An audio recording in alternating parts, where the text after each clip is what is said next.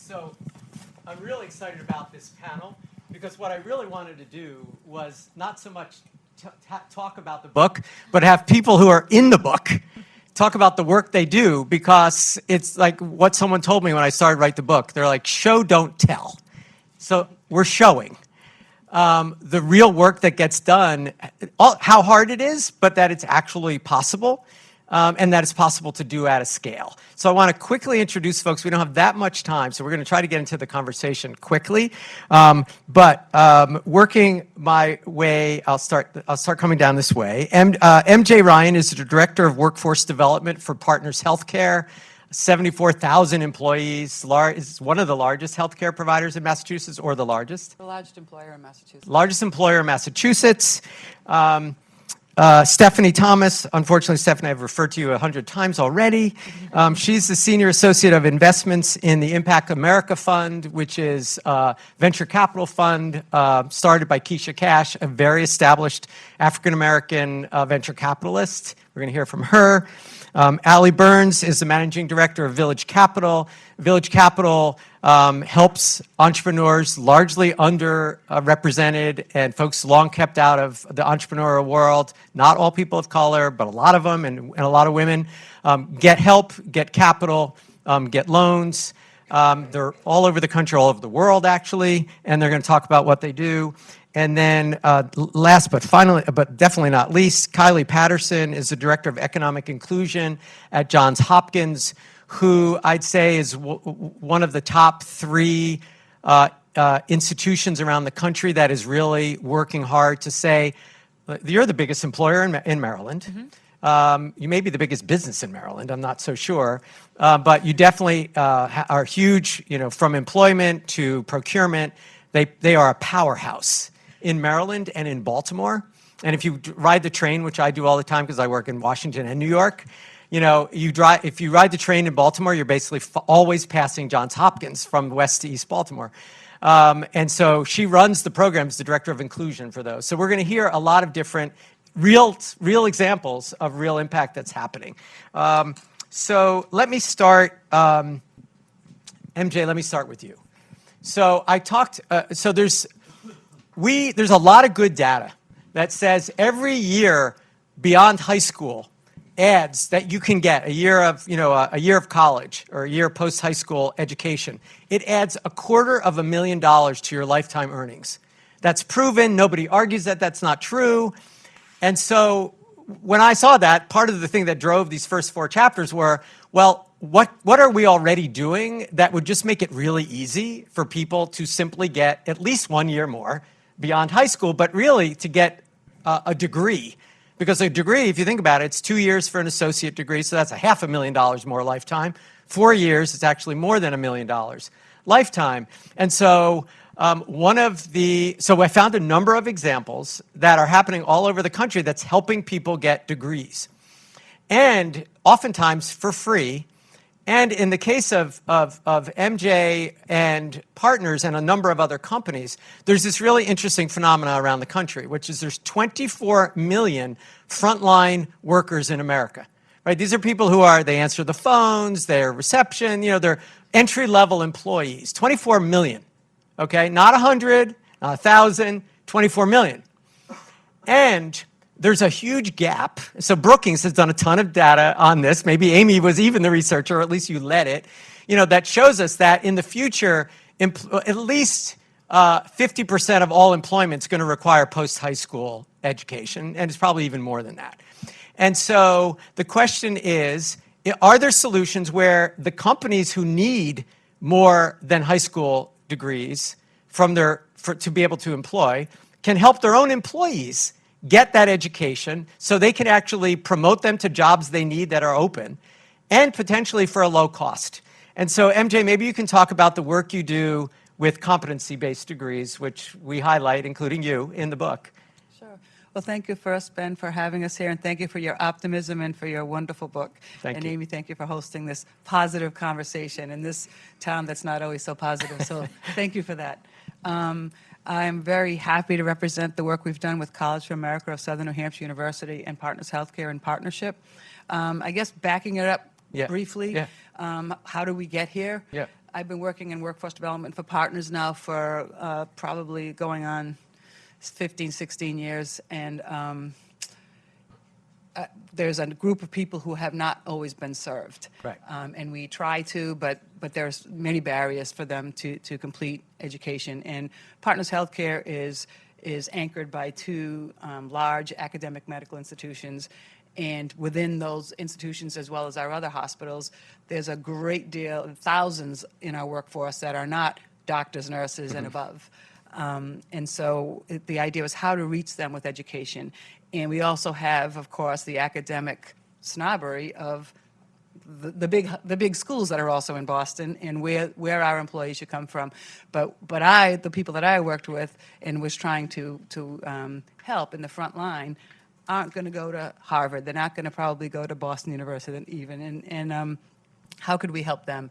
So years ago, we were able to, and I'm glad you raised the idea of philanthropic investments as well, because while Partners Healthcare is the largest employer short of the government in Massachusetts, investments have to go in various competing areas and competing priorities, obviously serving the patients being number one, research, all of that. So how do you get money to innovate and try something new? And so we were lucky enough to get some philanthropic dollars through Boston Foundation back in like 2007. And the idea was, let's test out the idea of technology as enabler, because we know that the workforce we're trying to reach is working multiple jobs. They have competing priorities with family and home. Many don't see themselves as college ready. So can we use technology to increase that access? Right. So we were faced with a lot of people, just naysayers for sure, saying, well, the people you're talking about won't have access to technology. They won't know how to use it, and yet these are the individuals, many of them immigrants, who are using, FaceTime and using computers to reach home. And of course. So we knew they had access to technology. We spoke to people. We knew who they were. So fast forward, we decided to try to create an online college preparation program, and we released that. We worked with some online education experts. We released it. It was well received. People were able to do it. And then what was the next step? And for many, it was, well, maybe we could go to school online, but we still can't really afford it. Even with tuition reimbursement, we can't front the money. We don't have the money. And luckily, Julian Alsett at the time came to us. He was working with College for America, and he said, what about we test out, we have a new competency-based program. Paul LeBlanc, the president of Southern New Hampshire University, had challenged his staff and others with some other external funding to create access to higher ed for all. And so they created College for America. It was competency-based. It also addressed the employer issue of people were coming out of colleges, but they weren't ready for the jobs that we had. And so he said, we have a new competency-based program. It'll be very relevant for the employer. It'll be relevant for the employees. And it's low cost, low bars to access. We can help people build their confidence and competence as college students by not creating barriers such as, entrance exams and those things to get people in, and we'll support them. Even people who are non-native English speakers, we can support them as well. And we'll give you, how about you try it free for a year? Yeah. That's how we can do it. Right. And even that, I met with a lot of challenges because people pushed back and said, what is that? We've never heard of it. And fundamentally on the competency base, just so people know, that alone the was difference, like, we are not doing the that. difference is you get your degree not by the amount of hours sitting in a chair, but actually what you know. Mm-hmm. Right. It actually, right. Radical idea. Yeah. And the more MJ talks, you pay for all you can eat. Right, a one-time cost, or a semester cost, or a year cost. You can talk about the details. Buffet. And if you can get your associate's degree in a couple of weeks because you actually know stuff, you do. And it's not, you have to take Algebra 1, and you have to take, right? And so it is a very different approach. Exactly. And the folks who took advantage of this are people who were in our workforce, some of them for decades, that had the knowledge, had the skills, had the competencies, didn't have the piece of paper to prove that. And then there were some skills that we knew there was a gap for them to go to the next level. So we identified those with the college. Working together, we helped them to test out their associate degree, and since then we've helped them create more relevant certificate degrees for us, certificates for us.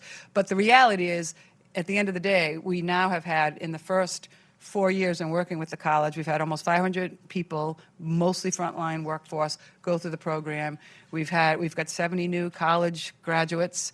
20% of them have gained promotions. Many others are on the path to promotions. And This was after we had to fight for 6 to 8 months against our academics, saying that that doesn't sound real. And we continue to fight that when we go into new affiliates, and we talk to some of our academics still say, we're not sure because it looks too easy. If they did it too quickly because they were skilled and were able to get through it, it's too easy. If it was taking longer or some couldn't achieve it, see, it's not worthwhile. There's nobody doing it. Totally. So the bottom line is it was a fight. It continues to be sometimes a fight, but I will continue to fight that till the death, because in our career and academic coaches that work with me, same thing, because we know it's changing lives. It's changing the lives of their families, their children, seeing them, and it's working. So we'll keep fighting for it. And that's example, Amy, of the new normal, right? It's like the new normal has to be, you're not going to get rid of the chairs, you shouldn't. But it should be an and especially, and it's the companies that can lead it, because they're actually getting qualified. That's what I love about the MJ story, is like they're actually getting the competencies they need, and the way you know it's working is they're promoting the people, and their people are making more money. You know, so we talked. So it started out, there were a handful of schools that were doing that online competency-based work. Last I looked, there were like 100. You know, they're everywhere. And with online, you can be anywhere. You know, you can do this in any state you want and get the support online. So that's just one example of the kind of thing that we can already do. You know, did you have to add money to your tuition assistance program? No, but we had to convince each of our separate affiliates that, yes, this was a legitimate program. Yeah. And you may have to look at it differently. They're not going to come out with an A or a B. They're going to perform, Right. and they're going to come with competence. While the college can provide a similar transcript that has grades if they needed to transfer, we actually had to show people that it's about pace, it's about people putting in the time, and we had to change the tuition reimbursement policy at every one of our affiliates, and they all did it. And I think now they're grateful. But again, the people who made those decisions were the barrier, not a regulation that the university had. Exactly. I mean, it's Simple. just a really simple, powerful process. So let me keep going so we have time for questions. So the other three folks we have here are talking about different elements of one area, and it's one area that we spend a lot of time and energy on at Living Cities, which is actually not most of the book. But this is the area about entrepreneurs and creating new jobs. So there is a ton of energy in the news and everything you read about the job destruction that's happening because of AI, because of robots, right? And it's very frustrating to me because there's always been job destruction. And there will always be job destruction. You know, there was job destruction when we went from agriculture to industry to internet, you know, always job destruction. The question is, are we having the job creation on the other side? And these guys are about job creation. And so just a little bit of the data, I talked about this before, and then we'll get into this. So the 90% or so of new jobs in America come from companies less than 5 years old. All right, everybody, absorb that for a minute. 90% of all new jobs come from companies less than 5 years old. And so that means you have to have a ton of companies less than 5 years old being created. Everybody with me on the logic here? Okay, well, from 1978 to today, the number of startups in America has gone down 50%.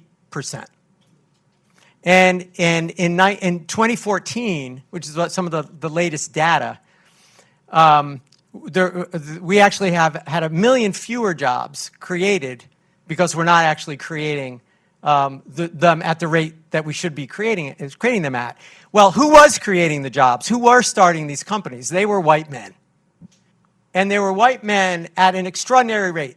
So in 1998, I think it was, 77% of all new startups were started by white men, by white people, most of them men. A couple of years ago, that number was down in the 50%, okay? And so we are, and because of that, that has meant 1 million fewer jobs. That was the data I was going to give you. So what does that mean? Well, one of them is we can't rely on white men to be our job creators. Well, how did white men create jobs? Well, they got capital from certain places. So when you start a company, anybody here know how you start up a company? Where do you get your money? Friends and family, and your credit card. Well, what we know, and I talked about the disparities between income and wealth, people of color don't have the income and wealth to be the friends and family for people of color. So surprisingly, the startup rate of people of color is a lot smaller. And so the basic startups, who makes the decisions about loans and equity? So generally speaking, 1% of all venture capitalists are people of color. 1%. So when someone walks in the door and says, I've got a great idea, they look at them and say, you don't look like the entrepreneur that I usually give my money to. And then the second thing they ask is, and what other venture capitalists have given you money before? Right? So it's this vicious cycle. So who makes the decisions? And then where are you going to get help? And if you go to any city, almost any city, and you walk into the places where they're helping entrepreneurs, you will see no one of color. And when you ask people of color why they don't go in there, because they say, it's not meant for me. And there's stories that back that up. And so if they can't get friends and family and they can't get debt and income and equity, they're not going to start, and we need them to start. And then the other thing is, well, how can they grow their companies if they can't get debt and equity? Well, they can just grow it through revenue. And that's where companies like Hopkins come in. Can the local people who procure goods and services actually make sure that they can help revenue go to these companies so they can grow and hire more people? And so that's the story, that's the backdrop for these next three people. Okay? So let me start with you, Stephanie. What did I say about venture capitalists just now that rings true or not rings true from your experience as a black venture capitalist in America? Yeah, most of it rings true. And if you think about the percentage in the venture industry in terms of representation of women of color who are partners and owners, operators of funds, it's even less than 1%. It's about 0.5%. So we're not even a blip on the map. But I think, what's powerful in our representation is that we're able to provide a bridge of trust across the ecosystem. Because one thing that is not talked about in terms of fundraising for entrepreneurs, especially entrepreneurs of color, is that while there is a credit gap, while there is a gap in runway in terms of having access to funds early through friends and family, the other gap is around trust.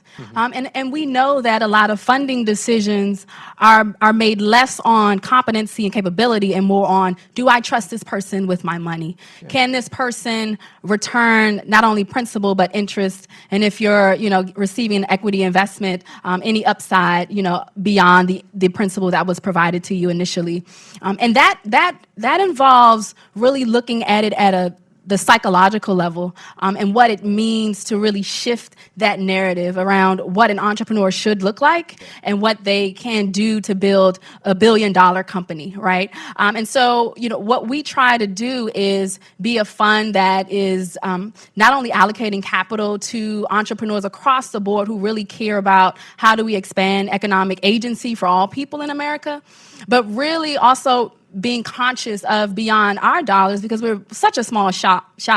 How can we sort of create a wave or network effect by connecting the dots throughout, our ecosystem, so that not only are these entrepreneurs being funded by our fund potentially, but they can also graduate into larger pools of capital with more traditional investors who then have the actual infrastructure and resources to support their scale and growth. When you look at venture-backed companies in general, they're not the biggest job creators in terms of volume, especially today with automation, with the lower cost of starting a company. A lot of these companies are disciplined to do a lot with very little. While we are proud of the jobs created by our companies in our portfolio, very beautiful, diverse teams that are emerging on our platform, we look beyond just the creation that's happening in our companies and what's actually happening with the technology that is involved in building these business models. So what I mean is, if you have a one-to-one relationship with an entrepreneur as a funder, you're providing a check to that entrepreneur to build one enterprise, right, that may have a local economic impact in that community. But when you're leveraging technology with that, you can not only help that entrepreneur in that particular company, but the product and service or the platform that company builds can actually help thousands, tens of thousands, hundreds of thousands of individuals and other organizations to, at the same time, not only grow and expand, but accelerate that growth and expansion. So what does that look like as an example? One of our companies is Connexus in our portfolio. It's a software company that works with Fortune 500 companies to bridge the gap between small business owners and local community. and the needs that those communities are able to provide or address for Fortune 500 companies through procurement contracting. So what does it look like to have a more diverse supplier base? They did a lot of work scrubbing these companies, over 2 million minority-owned businesses that are available on that platform. And through that work, they ended up being one of the higher quality platforms in the actual industry that a lot of companies are really leveraging to be able to do that work in terms of finding the best vendors. And what we found is economic data from that suggests that, say, for instance, a $30 million procurement contract, which is a drop in the bucket for a Fortune 500 company, that's going to a local municipality where a small business is based, that's a part of their vendor community, that actually can elevate the average wage paid out to employees in that area, as well as increase the number of jobs that are created. And so that's real, tangible, scalable impact that we are invested in. And so we look for entrepreneurs who really care about that and understand how to do that in a marketplace. Well, and a couple of things, Stephanie, thank you for those comments, that strike me and always strike me when I think about you guys. So one of them is sometimes people say, oh, and Keisha is like one of my favorite people. She's such an impressive entrepreneur. And it's like Keisha is like a badass. Right? I mean, she was a big Shout time. out to Keisha. Yeah, Keisha is the general partner and founder of the fund. Big time venture capitalists working with other venture capital firms. You know, she's like Harvard MBA or something like that, right? She has all the white credentials, right? But when she goes to raise the fund, it's just a lot harder, even though she has sort of the same background. And so, like, just talk about the scale that you're currently at, and the scale you really could be at, given what you and Keisha, for example, have done in other places. And so, yes, Keisha has an MBA from an Ivy League institution, but her roots, honestly, her origin story is pretty incredible. She grew up, in sort of subsidized housing on food stamps. She talks about this. She talks about her family members leveraging the pawn shops, right, to get access to cash, et cetera.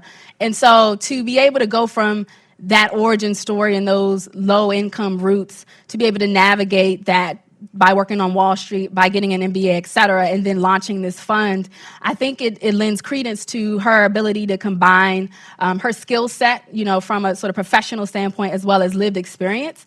And the two of those, I think, is what resonates with a lot of founders who tend to be overlooked by the venture community. For her, though, in terms of raising the fund, obviously, she was packaged differently, right? The fund was packaged very differently.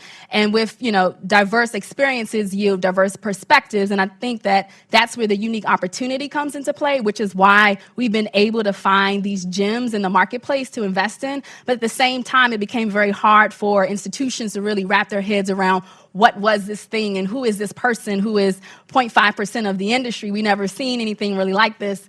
And so, with that, she's had to be able to navigate a system, but we've also been able to come back to institutions and say, hey, maybe you need to rethink your processes if you want different outcomes. And maybe there's a way to meet us where we are as emerging managers, because we don't have a track record to show that we can do this work. So maybe there are other elements or alternative data that you can leverage to get comfortable with why we are the best suited for this particular endeavor. And so having those conversations, being at the table, providing that perspective, I think adds tremendous amount of value. Obviously, we are able to do what we do successfully, but I think for us, it allows for opportunity of other people to do this behind us and gives permission to folks to be able to show up in the way they want to show up in this economy.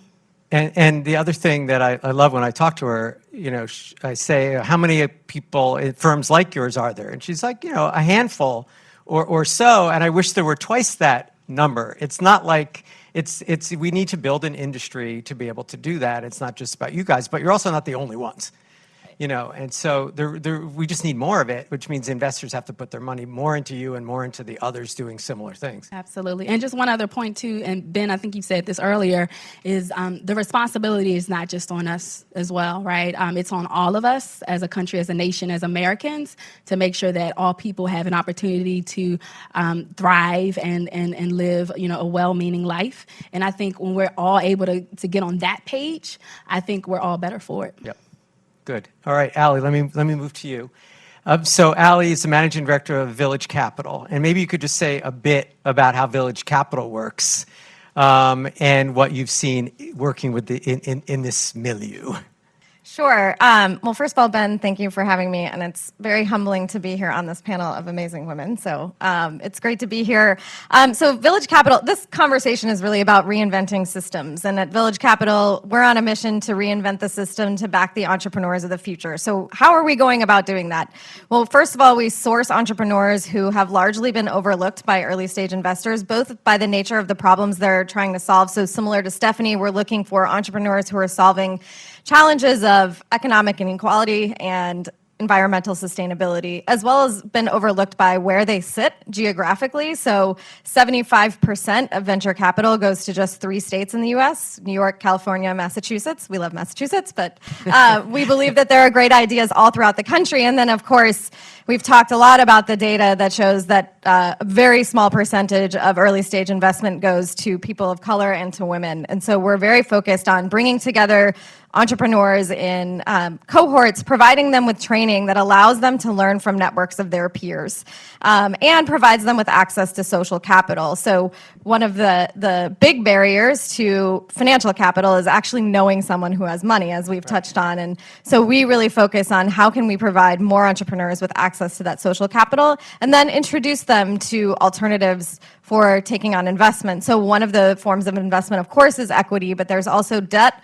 We also do revenue share and other forms of investment that might be more appropriate for businesses who are solving longer term problems. So that's part of the way that we go about what we do. And the reason that we do it, Stephanie really touched on, is because the culture of venture capital has really become more about extracting value than creating value. And I'll put Impact America in a completely different category. But when you look at Silicon Valley, they are really focused on how can we return a maximum amount of money to investors without using as much resource as possible, without using resource. So Instagram, for example, was acquired for $1 billion, 13 people. So 13 people reap the benefits of $1 billion. And that's great for those 13 people. But what would have happened if Instagram actually focused on creating a platform that created jobs, provided equity to their teams in a more equitable way, and that $1 billion went to 3, 4, 5, 10 times as many people?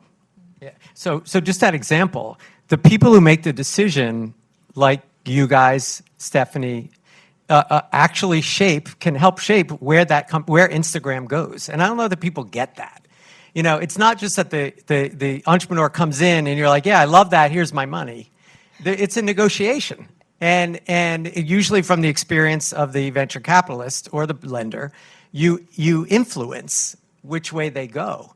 And when the people making the decisions have a certain perspective and they're not looking for that, they're going to make a decision without that in mind. And if you control the money, you can make that. And it actually sounds simple, but it is. And it's not that they may not go outside to somewhere else and go to Kleiner Perkins, but if they want to have the social impact or the extended impact, they know there's a place to go, and you'll help them to be able to do it. Yeah, and one of the things, a phrase you hear often when we talk about equality is talent is equally distributed, but opportunity is not. And at Village Capital, we like to say talent is equally distributed, but power is not. And we really believe there is a need to change the way that people in power think about their own decision making and put new people in power to help provide them with a different perspective. So one of the things that we do that's very unique is a peer selection process. Yeah, so we have an affiliated fund that invests in 2 companies that participate in each of our cohorts. And basically the way that fund makes decisions is that they don't. The cohort actually does. So we turn the cohort into investors. And so by spending 3 months with each other, digging deep in each other's businesses and doing their due diligence on themselves, which helps them better understand how to look at their business, we really changed the power dynamic, and we're seeing very different results. So our portfolio is far more diverse, both in terms, as I mentioned, in terms of geography, as well as the number of women and people of color that are leading companies in our portfolio. So we're really encouraged both by the results that we're seeing, and I'm going to preview a little bit later this fall. We have a study that's coming out that we are expecting will indicate that entrepreneurs actually are making great investment decisions. So it'll be something for the venture capital community to noodle on a little bit. Cool. Kylie, let me go to you. So we've heard about the challenges of getting venture capital, debt, even access to peers and networks, which are definitely ways that people grow. But many companies, I mean, I remember I used to be a law professor, and I taught accounting concepts, and I used to use Coca-Cola, and Coca-Cola actually never had any debt until like the 90s, right? You don't have to grow with debt, but you do have to grow by revenue. And that's where I think the power of places like Hopkins can be really powerful, because you can help to drive revenue to companies to help them to grow. And when I talk about companies overall, I'm not talking about mom and pop nail salons and stuff like that. I'm talking about companies that are going to hire tens, 20s, hundreds of people. So why don't you talk about, if you would, how does Hopkins approach this idea of being this economic powerhouse and inclusion, and how do you go about doing it? And then I'm going to ask you some of the challenges of doing it. I mean, MJ was thank you for being honest about just the challenges you have within partners to do it. You know, I know Hopkins well. You have a lot of challenges to do it at Hopkins. So maybe you could tell us how does inclusion work, and what does it mean? Okay. Well, back in the green room, we were talking about origin stories, and so I feel like it's necessary to give an origin story for Johns Hopkins inclusion work. And so, in 2015, Freddie Gray died in police custody in Baltimore City, and following that, there was a series of unrest, fires, and the city saw a significant drop in visitations. The hospital saw a drop in patients. The university saw a drop in students. And the city really had a moment of reflection to realize that we had come to a point where we had for so long ignored the inequities in the city that it was time to really take some responsibility and time really to make an outward expression of our responsibility. Although Johns Hopkins has always purchased from Baltimore City, has always had an economic inclusion work and strategy, it was this that really catalyzed our work. And we launched what's called Hopkins Local. So that's the name of our economic inclusion work. And so what we said was, if we don't measure it, it won't change. Right. And so we started looking at how are we spending and how much is being spent in Baltimore City, because that is our focus. Right. Our focus is how can we create jobs in Baltimore City, because what we heard after the unrest, et cetera, we went back to the community and had multiple conversations, and what we heard time and time again was individuals need jobs first and foremost, and then wealth opportunities. And so we looked at, okay, how can we drive our procurement? To give you a feel for scale, we're somewhere in like the $1.5 billion each year. And so this is university and health systems, right? So that's Johns Hopkins Hospital, et cetera. And so we're asking, what can we buy from the city? And to your point, we buy a lot. Right. You know, it's one thing to, no offense to everyone who went and got your coffee today and you felt good about buying locally. Very good. Continue. But when we buy coffee, we buy, a lot of coffee. A lot of coffee. We're talking tanks, tons. And so lettuce, right? Right. Right. Heads of lettuce. Heads of lettuce. There you go.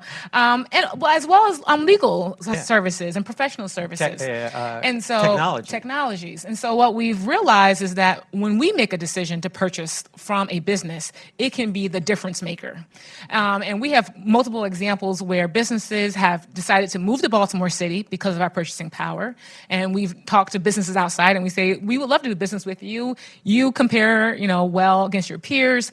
How can you sweeten the pot? Will you move to the city? Will you hire from the city? And we're starting to realize that we have that power to elicit that type of response from our vendors. But then additionally, to this question around job creation, and again, being a significant vendor, we are also working with these businesses that say, we're going to commit to you for, 3 to 5 years. How many positions can you create? And will you commit to filling those positions with Baltimore City residents?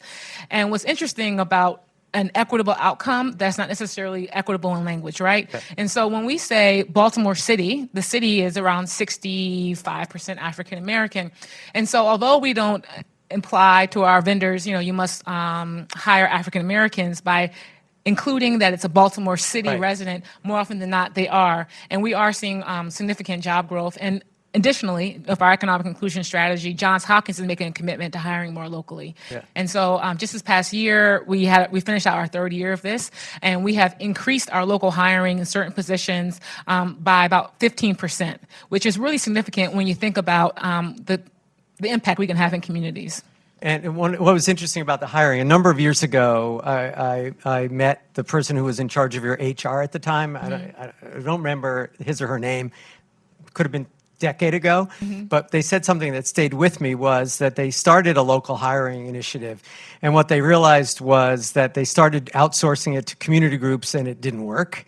They didn't get enough employees. They weren't trained right, so you brought it in-house. And that year, you do an annual survey of employee happiness and engagement, yeah. And also you looked at who performed the highest. And he or she said that that particular year, the number of employees, a disproportionate number of the local hires were happier in the engagement survey and performed better in a disproportionate way. It was just really interesting. And she was like, this actually isn't charity. Right. We're actually solving an employment problem that we have. That is so true, and that also applies to procurement. And so we see that in hiring, and a lot of folks don't talk about the economic bottom line. We also hire quite a few returning citizens, and what we have found is that our retention rates are far higher among our returning citizen employees. And then we look at procurement. When we said, okay, well, yes, there's a firm that can meet our needs that's based in San Antonio, Texas. No offense to the Texans in the audience. And there's one that can do it in Baltimore. And maybe they were exactly at the same price. Who knows? Maybe the Baltimore one was a little bit more expensive. But what we found is that because of their location, they're able to reply and respond to our needs that much faster. Yep. So it's also looking at, instead of just always looking at cost and that kind of bottom line, also looking at quality of the services provided, the speed, the responsiveness. And what we have found is that we're actually getting, oftentimes at a lower rate, better quality, better responsiveness, and certainly more leniency. Yeah. It's also, although we drink a lot of Coca-Cola, right? We change our mind. So we're like, actually right now, the trend is all of our clients, all of our patients want Gatorade. Right. And people are actually able to work with us to do that. But when they're based, elsewhere, it's harder. Far harder. So briefly, how are we doing? Okay. What have been some of the biggest challenges that you face in doing this? And that you have faced to get here and that you will likely continue to face? So I definitely think changing the status quo and changing the way people have been doing things. Right. I even think about myself when I used to live in DC. I used to always go to Ann Pizza because that was I knew it. I knew what to expect. I knew what I wanted on the pizza. And what's happening, right, is that we're asking people to change their behaviors, change their attitudes. Also, frankly, there's implicit and sometimes explicit bias that people surprisingly have no basis for, but it's just like a feeling they have. So they have a feeling, I just feel like this business can't meet our needs. Right. Not based off of pro forma, not based off of other person's reactions or experiences. Part of it is the zip code and they're coming from Catonsville or whatever, and it's I don't hire companies or whatever. Or from Baltimore City, more like it, right. From East Baltimore. I don't do any, or West Baltimore. I don't want to do business with anyone from West Baltimore. Right. So overcoming that and really driving home to your point, right, that talent is everywhere. Right. And it's not just relegated to certain suburban zip codes. And in fact, our employees and the vendors who are coming from Baltimore City, because they've been so low resourced, are far more entrepreneurial than any other employee type that we encounter. Far hungrier. Yeah. So so this is such a great example. I love that Hopkins has been doing all the hard work to kind of get there, but they're also not alone. I mean, I spoke at a conference last year. It was put on by this group out of Chicago called CASE, Chicago Alliance for, I'm going to forget what it stands for, but it's in the book. And but it's about basically 32 companies across Chicago have come together to do a similar thing. But it was started by U Chicago, and it started as U Chicago local, and then went citywide. But there were 12 other cities that were at various degrees of maturity in doing this. And the reality is, And why it's so important is, if you think, if you're, Amy's not as old as I am, but if you've been doing this work for a while, there are some places like Cleveland that, when I started working in Cleveland, there were 25 Fortune 500 companies. Now there's none that are headquartered there, none. And so that's America. And so if you say, who are the economic powerhouses of Cleveland? It's Cleveland State, it's Cleveland Clinic, and there's a paint company that's still there, but they're not headquartered. And so if we don't figure this out, we really don't have a lot of hope, because those are the economic drivers of America. And it's true for rural America, too. The drivers of rural America are these types of institutions. Let me stop there and open it up for questions for folks on the panel or me.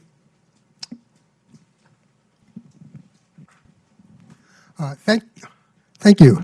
The book is called Reclaiming the American Dream. Yes. And one of the great things about the American dream is there are so many to choose from. Why is it you concentrate on this one dream of consumerism? It's not consumerism, it's income and wealth. Well, Because that's, in my mind, to me, right, because I wrote it from my perspective, which is the American dream to me, is that you should have opportunity to be able to grow your income and wealth. It doesn't take a lot of money to live well, and having a lot of money doesn't guarantee that you will live well. I agree with that.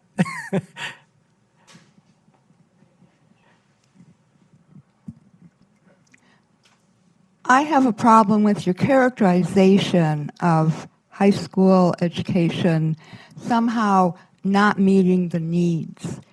And when I came through school in the late 50s, early 60s, the high schools were outstanding, but they weren't equitably distributed. So where there was an investment, the schools, Time magazine was used in an international relations class at the same time that it was used in a propaganda class. In 8th grade, we read The Loved One by Evelyn Waugh, satire on the materialization of our society. And I wouldn't have changed anything about my education, but I would want to see it more distributed. And I think of Jonathan Kozel's book, Death at an Early Age. And that so, I think, exemplifies what the problems really are. Some parts of this country received good educations, and it was racially based. In Chicago, I think we were the first most segregated city in the country in the mid-'60s, and Baltimore was the second. And the same thing's true of investment. Chicago Vocational High School was an outstanding choice for students who really didn't feel college was for them, and then they had marketable skills. Why can't we replicate what we had and what we know works? Yeah. So, I mean, I think that's true, but so my fundamental belief is that the high school, even the high school you described, which is probably the high school similar to the high school I went to, they were really good for a different time. And it would give you, so I think about when public education started, high school gave you an education that would prepare you to have a good enough life, right? I think of my grandparents who were immigrants. They came here, they went to school here, and they had a good enough life because of the education they got in high school. Right now, high school, even the best high schools, aren't preparing you to have a good enough life. And it's just that simple. And so the new normal needs to be high school prepares you to have a good enough life. And then you can go to graduate school, you can go to college and have an even better life.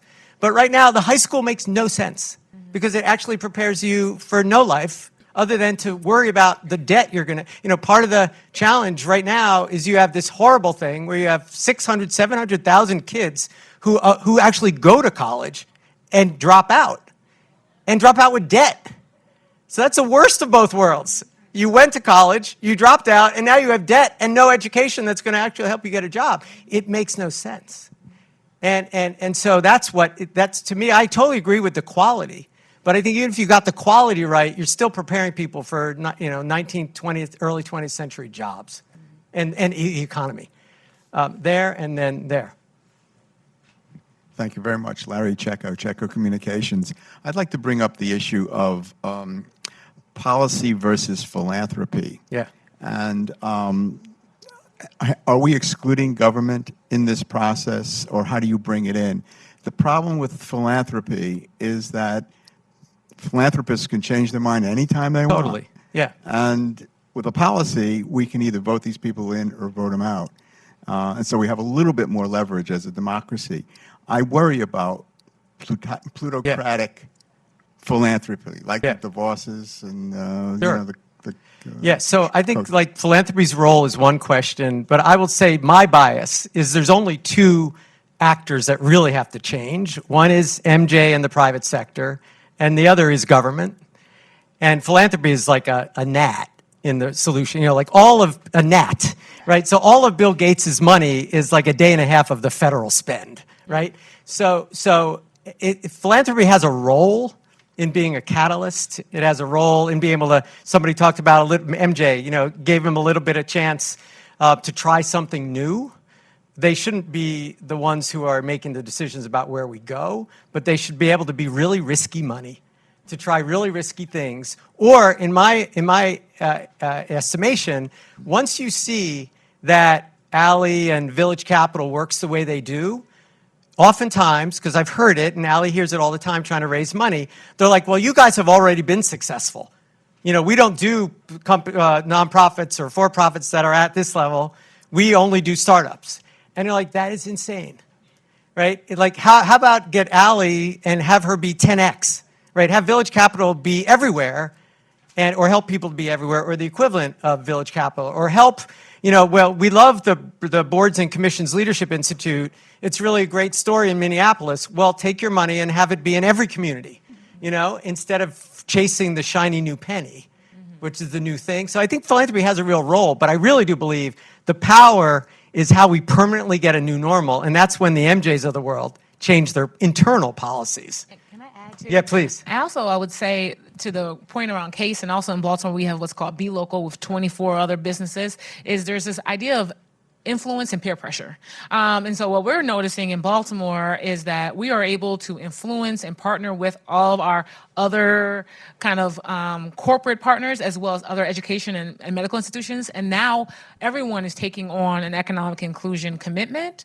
And I think that there could be a movement building around that. So, you know, you have a Chicago, DC is looking at doing something similar. And I think there is certainly there's a rumble going on as far as economic inclusion piece that corporations are taking, and many mezzanine ads that are anchored in place are taking on. MJ. And I think to build on that, your response, but you mentioned it in the book, and I've learned it firsthand for the last 2 decades, that philanthropy can let you test out an idea, and then a private company like us can say, we can prove by personal stories, even if they're small stories, but they're great stories, then our leadership is all over it. And, Right. you know, we're going to fund it. So most of the things that we do, whether it's for community residents, whether it's for youth, whether it's for our incumbent employees, we're tested out usually with philanthropic dollars. And our president and all of our group will say, that works, let's pay for it. And you mentioned that also in government now. Right. So where there's pay for performance, and there's people that are testing out ideas with philanthropic dollars, but if they're internalizing and institutionalizing them, once they're tested and they work. So I think there is definitely always going to be a place for philanthropy. Yeah, Allie. The sort of ironic thing about philanthropy and the private sector, particularly as it relates to venture capital, is that a lot of the philanthropic institutions are the same institutions that would invest in more Impact America funds. And, you know, on the fund side of more Village Capital funds are the same people providing philanthropic dollars. Right. So there is a sense of like how, you know, right now, our founder, Ross Barrett, always talks about a one pocket mentality. Right now, philanthropists are thinking out of 2 pockets. That's right. And how do you change that That's dynamic? totally right. Over here. To me, it seems the American dream is that every human being has an innate desire, a talent, and they want to fulfill it. Most of that would be entrepreneur and going ahead, but not all of it. Not all of it. Some people course. want to help people who are dying or have an urban garden. And the American dream is the human dream. Every human being has this. We're like the tip of the spear, and we are better structured overall so that people can achieve it. But do you see a problem? How many people would you imagine, because I don't guess there's any studies on this, that know that they have a goal and they want to attain it, that American dream. How many people never even think of this? And how many people had it and life got in the way and they just drudge along? And how do you stimulate that so everybody says, I've got this talent, Right. I'm going to do it? So there's actually, I think it's Pew, but one of those survey companies, it might be Gallup, actually tracks that. Like, what's the state of the American dream? And it's at an all-time low. And it's because people don't have hope for a lot of the reasons that we've talked about, especially the fastest growing parts of our population. It's not hard to understand why that's the case.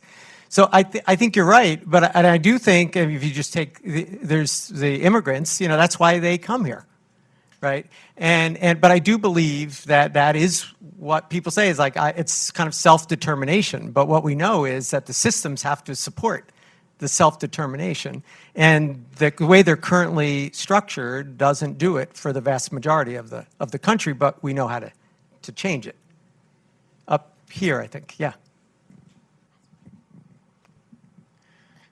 Wealth is increasingly concentrated in America, and the share economy is increasingly displacing traditional employment. A growing proportion of the nation has faced economic instability the majority of their adult lives, regardless of their racial or educational backgrounds, including those with JDs, PhDs, lots of master's degrees. There's been a lot of discussion today about addressing racial and ethnic disparities. That said, why are millennials doing worse than their parents' generation across all racial and ethnic backgrounds, not only in the United States, but across the globe? And what structural changes can be made to improve opportunities for future generations? So to me, I think that's why I wrote the book, because we just need new systems, right? It's that tyranny of dead ideas. We have a high school system that was literally built in the early 1800s. We have a wealth system that was built on racism, that black people can't buy in neighborhoods that appreciate or can't get a loan. We have all these systems that there's all good reasons for it, but we can change them. And when we change them, everyone will benefit. There's John Powell writes a lot about this, about the targeted universalism, that if you actually focus on helping people of color, it turns out it does help everybody, and there's a lot of good data about that. It also happens to be that people of color are going to be the vast majority of our population. And it's going to take us a really long time to change these systems so they work for the vast majority of our people. But I think that the challenge with the millennials is that these systems they get worse, not better. And unless you're actually honest about it, they continue to get worse and not better, and you can't work around the fringes. And that's one of the things I was going to say to the question earlier. It's like part of the challenge with philanthropy is they fund programs, not systems. And systems are, when you fix the system, it helps everybody forever. A program is when the money runs out, it's over. And what we're talking about here, when MJ changes her system of tuition assistance, every employee will always have that. It doesn't run out. She had a pilot, it ended, and if it didn't become the way their policy was, it would have been over. But it became the policy. And so we literally have to go through every one of these areas and have the guts to lead the change. And it's every story here actually is about individual leaders taking risk to tell people they have to do things differently because of what the country actually needs. And then every one of them has leaders who are willing to say, yeah, that's what we're going to do. Let's try that. Let's go from the pilot to 74,000 employees. But it is actually what you describe.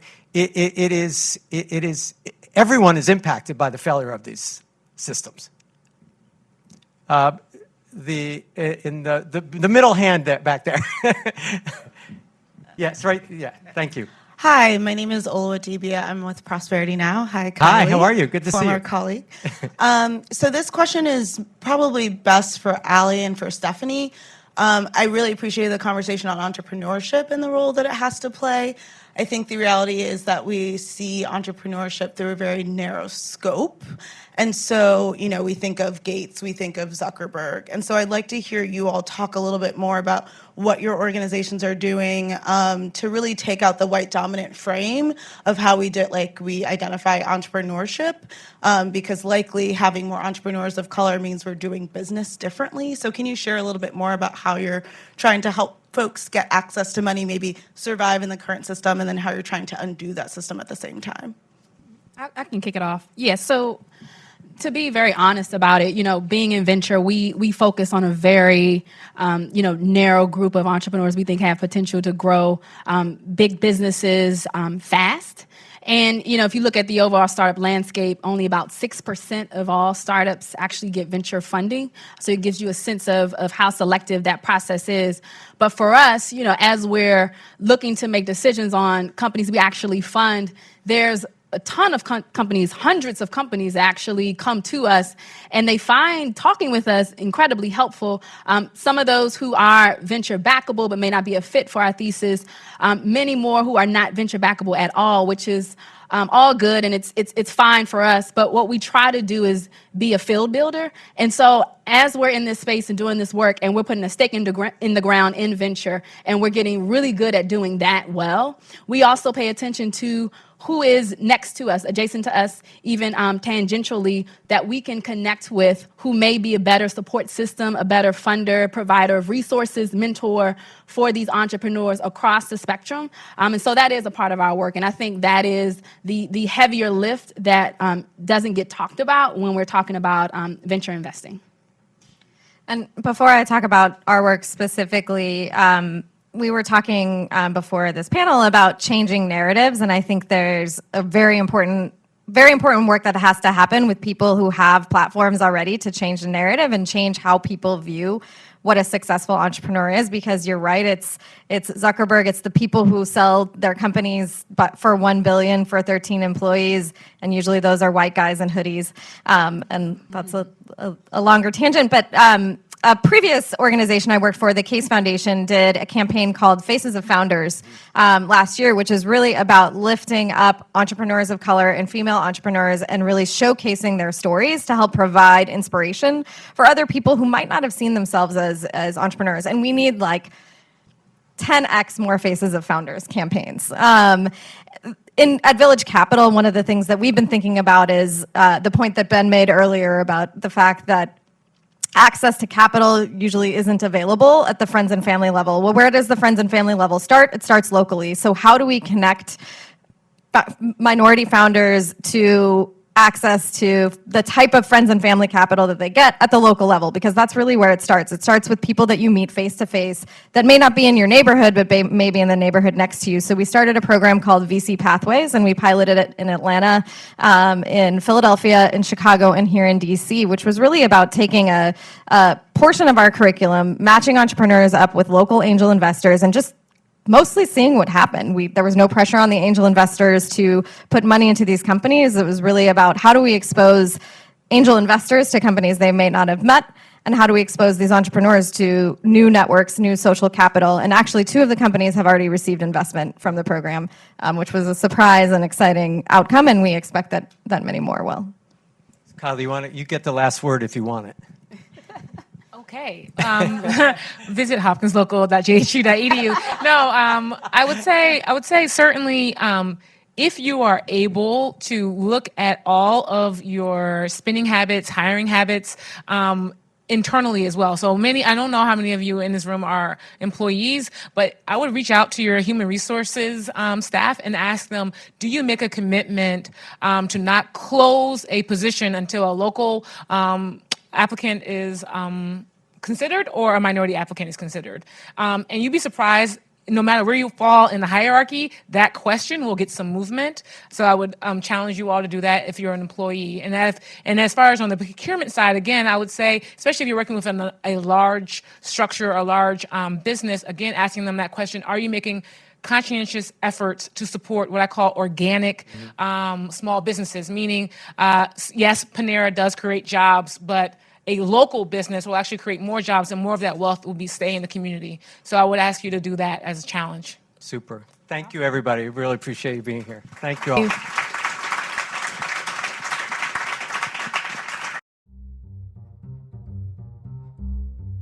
Thanks for watching. Be sure to like and subscribe for more videos from Brookings.